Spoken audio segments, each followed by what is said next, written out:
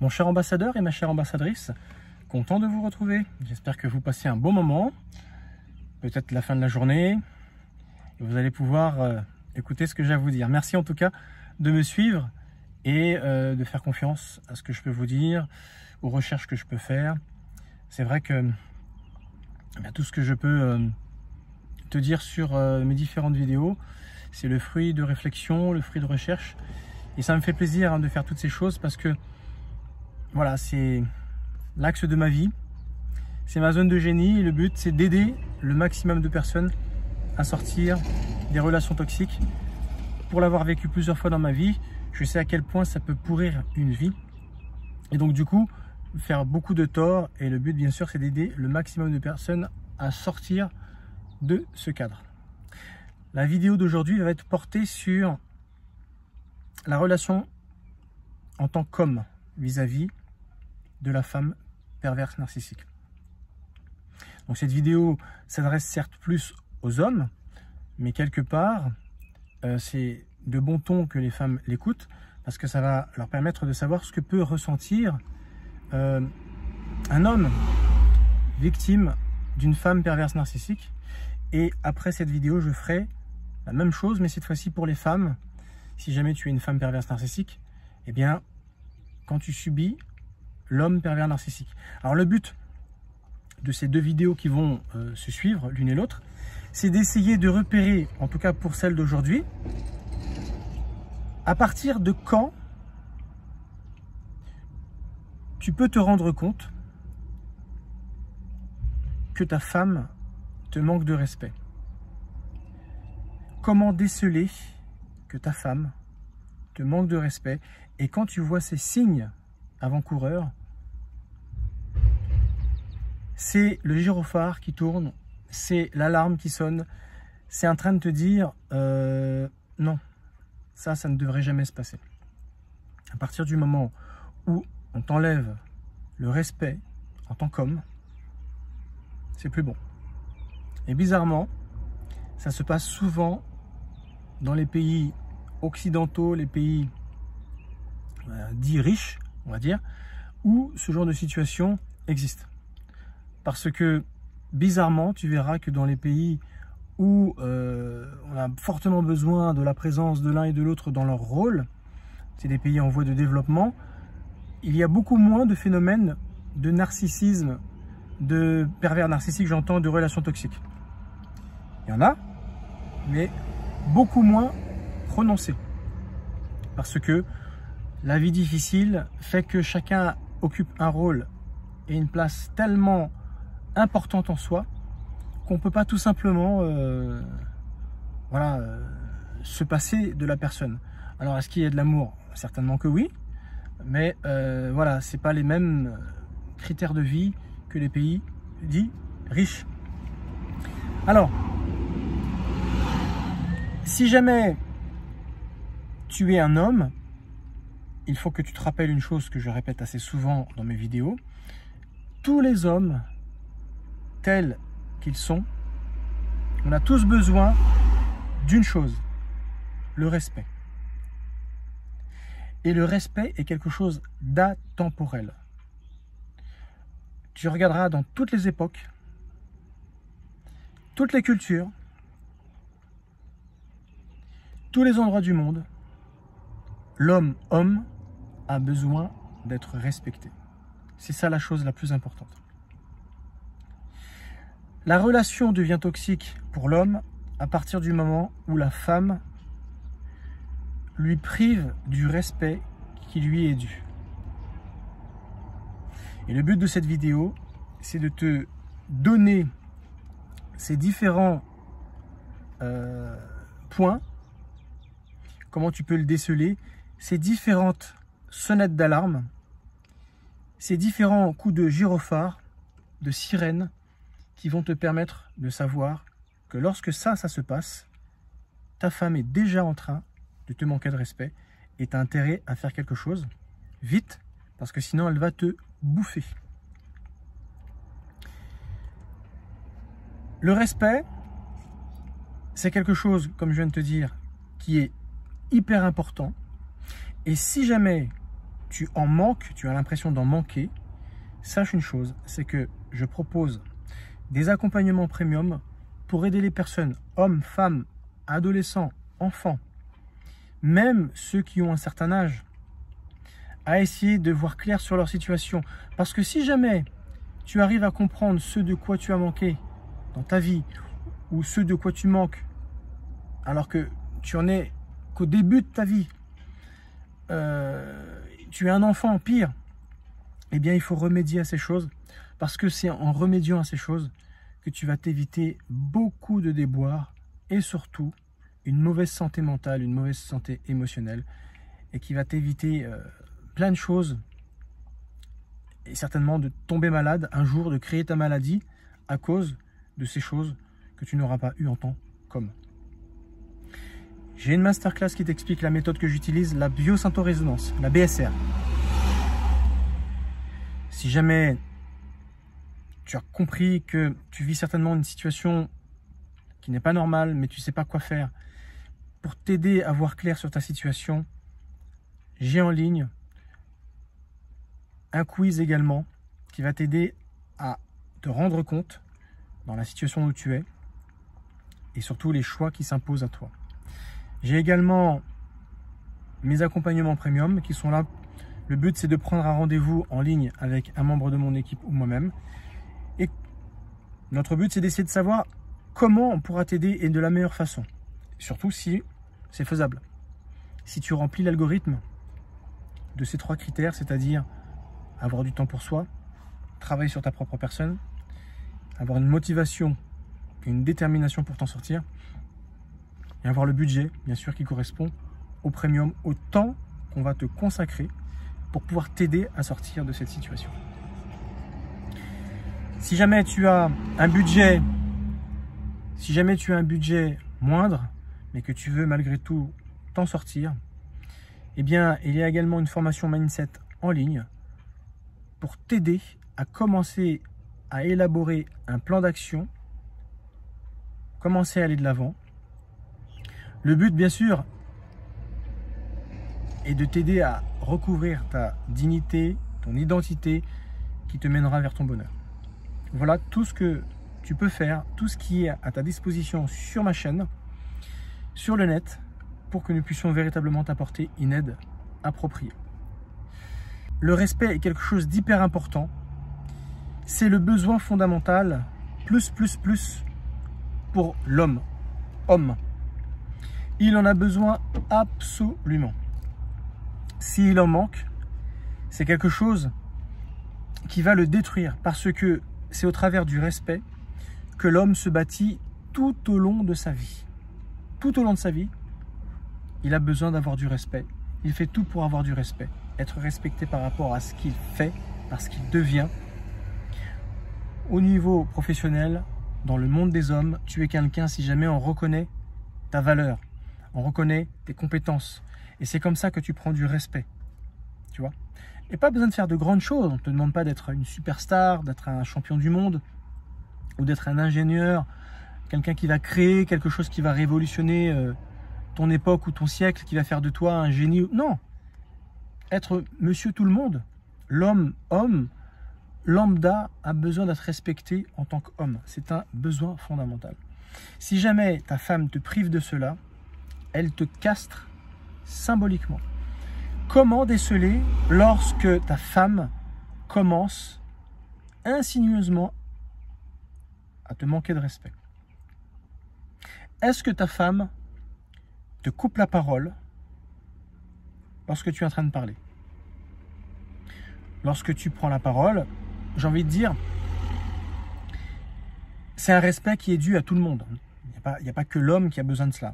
Même quand une femme parle, on ne lui coupe pas la parole. Elle s'exprime, surtout les femmes, lorsqu'elles prennent la parole, souvent c'est qu'elles sont en train d'exprimer une émotion, un ressenti, quelque chose qui les travaille, un doute, elles ont besoin d'être rassurées. Donc il faut surtout les laisser aller jusqu'au bout de leur discours et pas leur couper la parole. Si elles ont l'impression qu'on les expédie, qu'on minimise ce qu'elles peuvent ressentir ou les faits, une femme souffre. Alors quand tu lui dis, écoute, on arrête la discussion, alors qu'elle n'a pas fini de dire ce qu'elle ressentait, ce qu'elle pensait, mais tu l'as fait souffrir. Donc ça veut dire que c'est valable dans l'autre sens. Quand un homme prend la parole sur un sujet, on l'écoute, même si il dit n'importe quoi, même si il est à côté de la plaque, même si il se trompe, même si. C'est pas parce que on n'a pas compris qu'on doit se permettre de couper la parole à quelqu'un qui vient de l'apprendre, même si ça nous agace, même si on se dit mais non, t'as rien compris, on le laisse terminer. On peut éventuellement lui faire comprendre. Non, mais excuse-moi, je te coupe. Parce qu'en fait, je me rends compte que tu n'as pas compris. En fait, c'est ça que je dis. À la limite, oui, si ça se passe comme ça. Parce que ton but n'était pas de lui couper la parole, mais tu lui coupes, en tout cas, tu demandes la permission de lui couper parce que tu te rends compte qu'il n'a pas compris et que du coup, il va répondre à côté. Mais tu lui demandes gentiment de prendre la parole parce que là, tu te rends compte qu'il est à côté de la plaque. Mais par contre, si jamais il se trompe,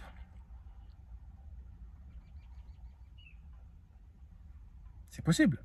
Il n'a pas compris. Est-ce que ça veut dire qu'il faut lui couper la parole? Non. On peut très bien ne pas avoir compris, être à côté de la plaque. Il faut nous laisser aller jusqu'au bout. Alors c'est sûr, la personne, ça la frustre parce qu'elle se dit, bon voilà, je perds du temps à écouter quelqu'un qui est à côté de la plaque. C'est de la politesse. Si la personne commence à parler, elle est en train de parler avec son raisonnement. Un homme, quand il parle pas pour les mêmes raisons qu'une femme. Lorsqu'une femme prend la parole, souvent, c'est parce que c'est un sujet qui la touche, elle doute peut-être sur une situation, elle a besoin de savoir si le fait de penser comme ça ou de prendre telle décision, c'est bon ou pas, elle a besoin d'être rassurée. Lui couper la parole ou l'empêcher d'aller jusqu'au bout, ça va faire énormément de tort à la femme, ça va la frustrer, ça va la faire souffrir. Mais si jamais tu fais la même chose à un homme, l'homme, lui, quand il prend la parole, c'est parce qu'il réfléchit à une solution. C'est comme si tu lui disais, non mais ton truc c'est nul. Non mais tais-toi, t'as rien compris. C'est comme si que lui il fait l'effort d'essayer de trouver une solution et tu es en train de lui dire, non mais ton truc là c'est bullshit. C'est un manque de respect parce que non seulement il essaie de trouver une solution, même s'il est à côté de la plaque, mais tu lui fais comprendre qu'il a tout faux. Tu vois? Ça déjà c'est un signe. Si jamais ça se passe, ça prouve que ta femme te manque de respect. Le fait même qu'elle te coupe la parole. Est-ce que ta femme, autre sonnette d'alarme, elle s'oppose au cadre du principe de l'autorité dans ta famille?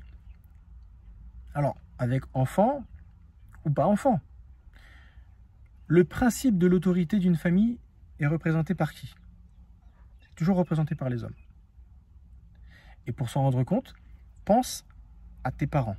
Pense là d'où tu viens. Tu étais un enfant, tu avais des frères, tu avais des sœurs, tu étais peut-être tout seul.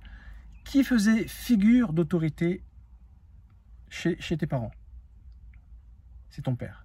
Même si c'était un père castré par la mère, mais n'empêche que socialement parlant, administrativement parlant, fiscalement parlant, la figure d'autorité d'un foyer, c'est systématiquement l'homme. Et ça, tu le verras dans le monde entier, à toutes les époques.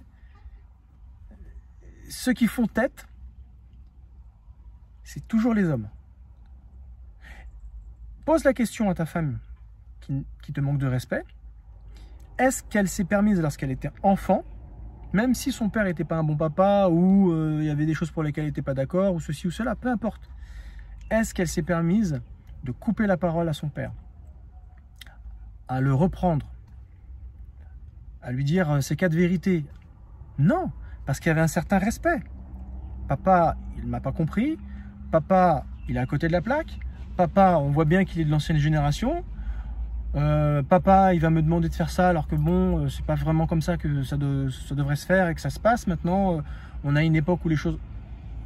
Qui ne rencontre pas ça en tant qu'enfant? On rencontre tous cela. Est-ce que c'est pour autant qu'on va se permettre de couper la parole à son père, à lui manquer de respect, sous prétexte qu'on on estime qu'il est à côté de la plaque. Non. Si jamais tu poses la question à ta femme, qui te manque de respect, elle va te dire, ben non, au contraire, elle reste à sa place. Et même si son père ceci ou son père cela. Ce qui veut dire quoi? Mais si la figure d'autorité, c'était son père, il ne faut pas qu'elle oublie que la figure d'autorité dans le couple qu'elle bâtit avec toi, ben c'est toi. C'est toi la figure d'autorité.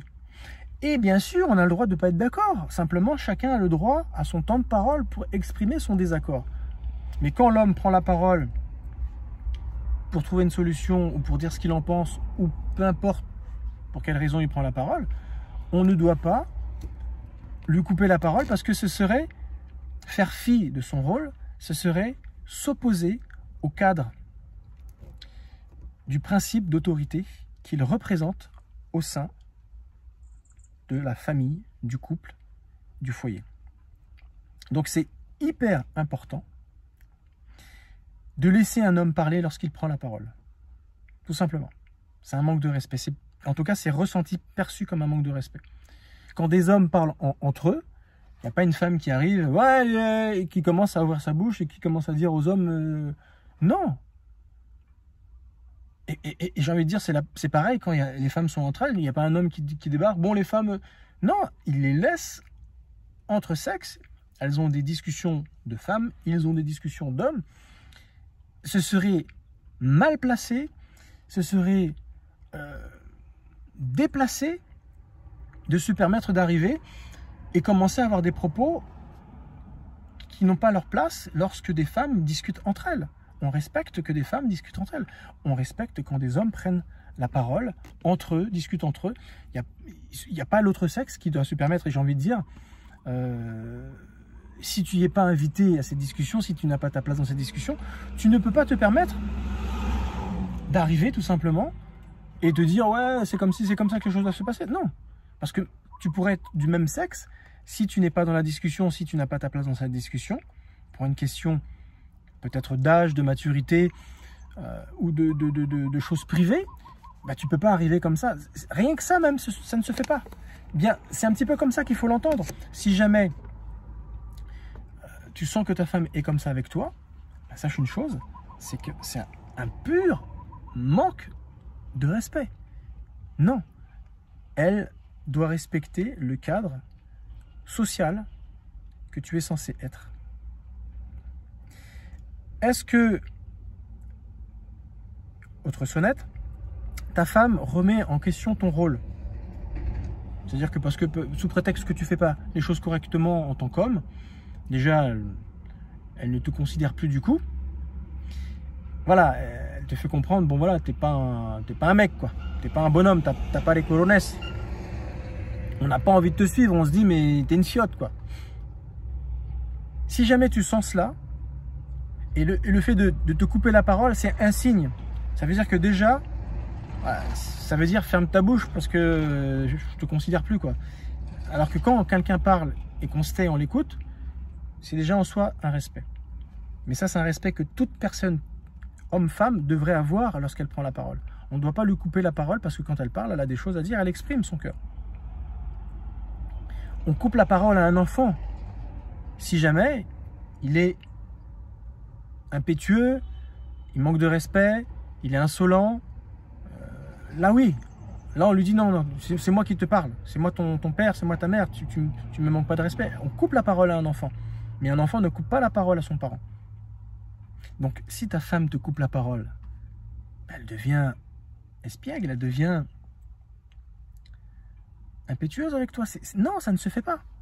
Et même si on n'est pas d'accord avec ce qu'on pense et ce qu'on dit, on a le droit de ne pas être d'accord avec quelqu'un, mais on n'a pas le droit de lui enlever le moyen d'expression, qui est le verbe. Non. Est-ce que ta femme, autre sonnette, tu sens dans son regard qu'elle te défie? Tu sens un peu ces... Tu vois? Ce genre de choses que tu n'as qu'entre hommes. Ben, si c'est le cas, ben, dis-toi bien une chose, c'est que tu as un deuxième homme dans ton foyer. Et un homme qui est en concurrence avec un autre homme, généralement, il ne peut pas y avoir 2 tigres sur la même montagne. Il ne peut pas y avoir 2 dragons dans la même grotte. Ça n'existe pas. Tout comme c'est très difficile pour 2 femmes de cohabiter, parce que je sais qu'il existe dans certaines cultures la polygamie, qui est tolérée, mais c'est très difficile, c'est pour cette raison d'ailleurs que certains courants religieux incitent à la monogamie, parce que justement ça crée des tensions. Déjà qu'en temps normal, homme-femme tout seul, c'est déjà compliqué, on n'a pas besoin d'une tierce personne dans le foyer, un ménage à 3, c'est pire que tout. C'est pire que tout. C'est des comparaisons, c'est de la jalousie. Et déjà qu'en temps normal, on n'a même pas besoin d'une tierce personne pour ressentir ces choses. Donc si jamais tu ressens dans le regard de ta femme qu'elle te défie, comme si tu étais son concurrent, et que du coup ça fait d'elle un autre homme, eh bien je suis en train de te dire, mon pauvre, parce que ça fait mal. Et qu'elle te parle comme un mec. C'est-à-dire, ouais, tu vois, ou qu'elle parle avec toi comme elle parle avec ses copines. Ouais, gadjo, ouais, ceci, hey bro, hey frère. Non, il n'y a pas de ça. On ne se parle pas comme ça. Il y a un respect dans la façon de se parler. Et ton enfant, il te parle comme ça, tu le regardes, tu te dis, attends, tu sais à qui tu parles? Moi, je te parle pas comme ça. Moi, ton parent, ton père, ta mère, je ne te parle pas comme ça. C'est pas toi qui vas me parler comme si on était des potes d'Argenteuil. Mais jamais de la vie. Ça ne devrait jamais se retrouver dans ton couple.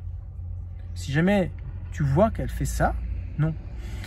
Autre sonnette d'alarme.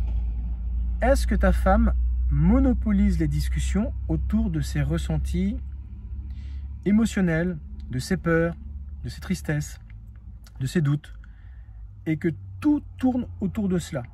Elle monopolise la discussion et elle t'emmène sur Mars, sur la Lune, sur Jupiter, sur Vénus. Elle t'emmène partout, c'est elle qui dirige la discussion. Si elle met un problème sur la table, en tant qu'homme, nous, on a besoin de régler d'abord ce problème. Elle n'entend même pas véritablement ce que tu as à dire, parce qu'elle te coupe la parole. Tu n'as même pas eu le temps de t'exprimer, qu'elle t'a déjà emmené ailleurs sur une autre discussion. Ça, c'est un classique chez les femmes. Souvent, quand elles ne te respectent pas. Mais souvent, chez les femmes, d'une manière générale, lorsqu'elles sont prises par leurs émotions, c'est une tendance. Donc c'est pour ça que nous, les hommes, on a besoin d'avoir des paroles rassurantes. Alors on demande, calme-toi. Calme-toi. Là, tu as besoin que je te comprenne. Mais si tu es sous émotion, je ne pourrai pas te comprendre. Parce que tu vas m'emmener à droite, à gauche. Et pire, si jamais elle ressort des vieux dossiers qui n'ont pas pu avoir leur dénouement, et elle te reproche à nouveau des choses qu'elle t'a reprochées. Il y a des trucs qui datent de 10, 15, 20 ans. Tu te dis, mais qu'est-ce que ça vient faire là? Elle commence sa discussion avec A, elle bascule rapidement sur B, pour finalement te reprocher C, et te rappeler Z. Tu te dis, mais qu'est-ce que Z vient faire? Il y a eu quand même des lettres avant, quoi. On se retrouve à Z. Qu'est-ce que j'ai raté? Pour finalement revenir 2 heures plus tard dans la discussion, revenir à A. Mais si tu m'avais laissé répondre à A, en fait, c'est ça que j'avais l'intention de te répondre. Et tu te rends compte qu'en fait, elle avait juste envie de se prendre la tête avec toi. Elle avait juste envie de se disputer parce qu'une femme a ce besoin. Bizarrement, une femme a besoin de se disputer. C'est une façon pour elle de voir si l'homme a toujours de l'amour vis-à-vis d'elle, si elle compte toujours pour nous, si on lui donne toujours de la valeur. Voilà. Et c'est de cette façon que les femmes ont trouvé de s'assurer, voilà, qu'on ne va pas les quitter, que voilà, on va répondre à leurs petites peurs passagères. Et c'est un besoin. À nous poser des questions où si tu réponds mal, oh là là, c'est une question piège, c'est une question à sens unique, et elle va t'embarquer sur autre chose. Ce genre de discussion, on va dire à sens unique, ça, faut pas les accepter. Parce que ça, ce sont des discussions pas pour apporter la paix dans ton ménage. Ce sont des discussions qui sont là pour faire plus de tort qu'autre chose. À prendre tes paroles, les retourner à l'envers et les renvoyer contre toi. un classique. Déjà, en temps normal, c'est une tendance féminine. Mais alors, en tant que perverse, non. Non, on discute calmement. L'homme doit faire l'effort d'écouter avant de prendre la parole. Donc, si jamais elle déverse et qu'elle n'est pas bien, ok. Elle a besoin de s'exprimer. Ok, on peut comprendre. Mais sitôt que tu prends la parole et que tu essaies de dire ce que tu en penses, ce que tu en ressens, elle n'a pas à te couper. En te disant, mais tu comprends rien, elle te coupe et elle te renvoie sur une autre planète. Non. Même s'il n'a pas compris, vu l'état dans lequel tu es, calme-toi. Parce que ça va être un pugilat verbal. Plus que d'essayer de trouver une solution. Nous, les hommes, on a besoin de trouver une solution. Donc, il faut constamment qu'on fasse l'effort pour vous écouter, pour ne pas vous donner l'impression qu'on vous expédie avec une solution. Parce que vous avez besoin d'être entendu, comprise, rassuré. Donc, c'est l'effort que doivent faire les hommes, mais vous, les femmes, eh bien, quand on prend la parole, même si on est complètement à l'ouest, à côté de la plaque, laissez-le finir. Alors, ça demande un effort, parce que comme elles sont souvent sous émotion dans ces moments-là, elles ne peuvent pas, et du coup, elles coupent la parole. Grossière erreur. Et c'est ce qui fait souvent que, ben voilà, il y a des prises de tête qui ne devraient pas exister. Parce que l'un et l'autre ont des efforts à faire, parce qu'on n'a pas les mêmes attentes et les mêmes besoins quand on discute l'un avec l'autre. T'imagines tout ce qui est censé se faire, toute la précaution qu'on doit avoir pour s'assurer que on répond à l'attente de l'autre. Est-ce que, autre sonnette, ta femme est beaucoup plus dans le reproche ces derniers temps, depuis un certain temps, qu'autre chose? Alors, tout ce qu'elle a à dire quand elle ouvre la bouche en parlant de sa vie avec toi, ouais, puis ceci, puis t'es pas capable de, regarde ce que t'as fait là, mais non, c'est n'importe quoi. Et t'as oublié que, en dehors de cela, je fais quand même des choses de bien. Même si ça ne se voit plus, parce que c'est devenu tellement noyé dans une routine de vie qui se fait depuis des années que du coup, c'est devenu normal ou c'est devenu un dû et on n'en parle plus. Mais non. Si tu es toujours l'homme qui pourvoit, eh bien c'est une bonne chose. Ça permet d'avoir un statut social, un pouvoir d'achat, de payer ci ou ça, de donner telle ou telle étude aux enfants, de permettre que on parte en vacances là ou là, ou si on peut pas, ben, malgré tout, il y a ça en contrepartie. Il ne faut pas négliger ce que l'autre apporte dans son rôle. Et on n'a pas le droit de regarder toujours le verre à moitié vide et d'oublier que quelquefois on peut le voir à moitié plein. Et de remercier en disant, ouais c'est vrai, bon, c'est par ça, ça c'était pas terrible, mais bon, je sais que tu fais des efforts et puis que voilà, tu essaies de faire de ton mieux, patati patata. Il faut qu'il y en ait autant d'un côté que de l'autre. Ça peut pas être un dressage de tableau noir où tu en prends plein ta tronche. Si tu as fait quelque chose de pas bien, ben, tu as fait quelque chose de pas bien. Une mauvaise parole, un mauvais comportement, une mauvaise action, ben, on parle de ça. Mais ça ne remet pas en question tout ce que tu es en temps normal, tout ce que tu as fait jusque-là, tout ce que tu as bâti toutes ces années avec ta femme. Ça ne peut pas, suite à une chose, une erreur, un impair, remettre en question toute ta vie durant. C'est pas possible. Donc quand tu vois cette sonnette d'alarme, tu as l'impression qu'il n'y a que du négatif qui sort de sa bouche, que du pessimiste, que de la fatalité. C'est franchement mauvais signe. Ça prouve que quelque part, elle est en train de préparer le 4e visage du pervers narcissique, c'est-à-dire la destruction. Alors, bien sûr, en passant par une phase de culpabilisation. Donc, méfie-toi énormément si jamais tu arrives à ce stade-là, parce que ça sent le roussi, comme on dit, ça sent la fin. Si jamais ta femme crée facilement des disputes comme ça à la volée, pour un oui, pour un non, un verre mal rangé, voilà, t'as pas essuyé tes pieds, ou elle a nettoyé, t'as pas fait attention, ou, voilà, des petites attentions, des petits impairs, comme ça arrive assez souvent. Est-ce que c'est normal de réagir d'une manière surdimensionnée? Et là, ta femme, elle va te rentrer dans le lard, ouais, ceci, cela. Et en plus, ça me fait rappeler que, ouais, c'est parti. Tu vas passer, non pas un sale quart d'heure, mais certainement une sale journée. Parce qu'il ne faut pas regarder que le quart d'heure que tu vas mal passer.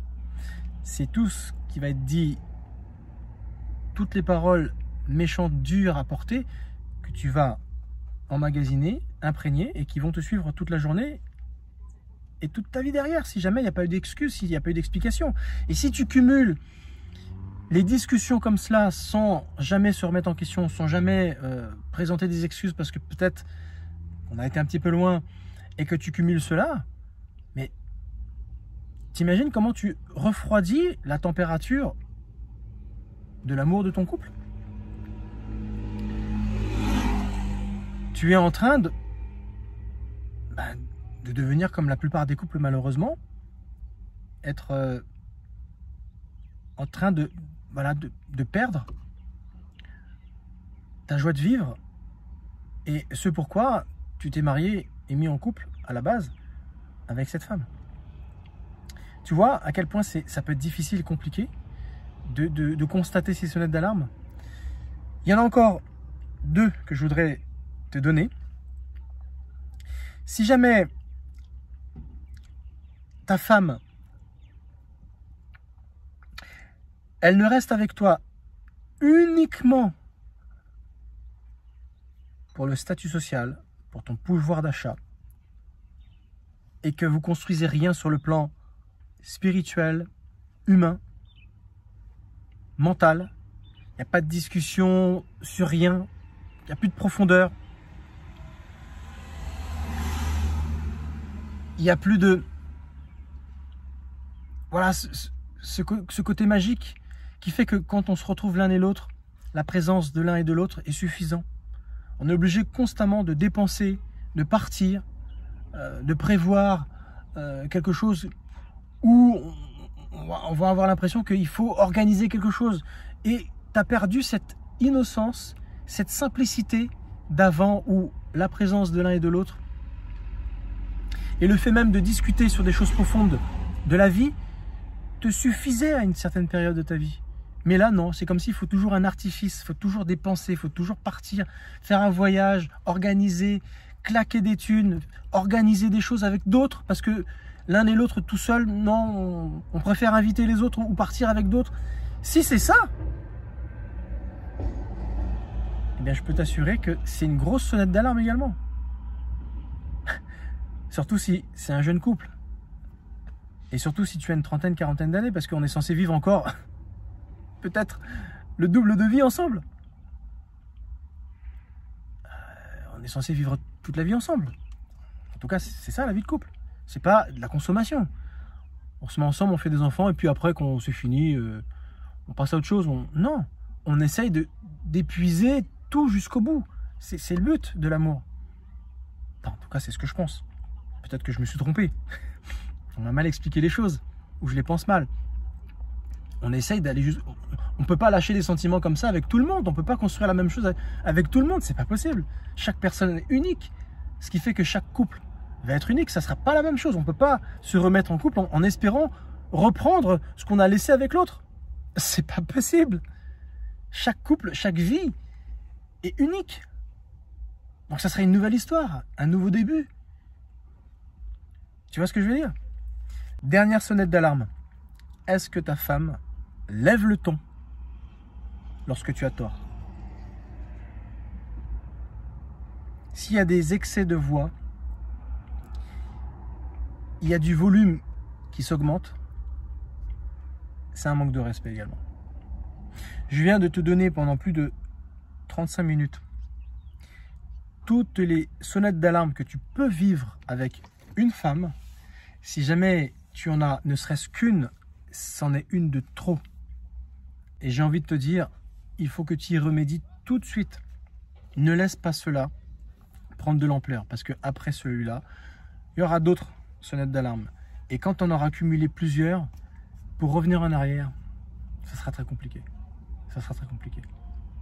Ça nécessitera énormément de remise en question, reconnaître ses erreurs et demander pardon. Parce que se remettre de cela, quand tu le vis, moi je l'ai vécu 3 fois. Et je peux t'assurer que ça fait mal. Surtout après coup, quand tu repenses à tout ce que tu as subi et que tu te dis, mais en fait, si j'avais vu clair, en fait, depuis cette époque-là, cette période-là, en fait, elle me manquait de respect. C'était pas bon. C'est pas comme ça que les choses auraient dû se passer. Mais oui, quelque part, c'est peut-être par un manque de vigilance, une négligence de ta part, peut-être. Le fait de ne pas avoir décelé ces choses. Voilà pour quelle raison je t'ai fait cette vidéo, parce qu'elle est hyper importante pour t'aider à savoir comment remédier à ces choses qu'une femme ne doit absolument pas t'enlever. Le respect. Merci de m'avoir suivi. Je pourrais en rajouter plein d'autres. Mais là, c'est pas une vidéo de plus d'une demi-heure, ça sera des heures et des heures. Tu as compris le principe. Maintenant, à toi, voilà, de te lancer. Je te remercie de m'avoir suivi. Lâche-moi des commentaires. La prochaine vidéo, ça sera l'inverse. Comment déceler lorsque ton homme pervers narcissique commence à ne plus trop t'aimer en tant que femme. Je te dis à la prochaine vidéo. Ciao.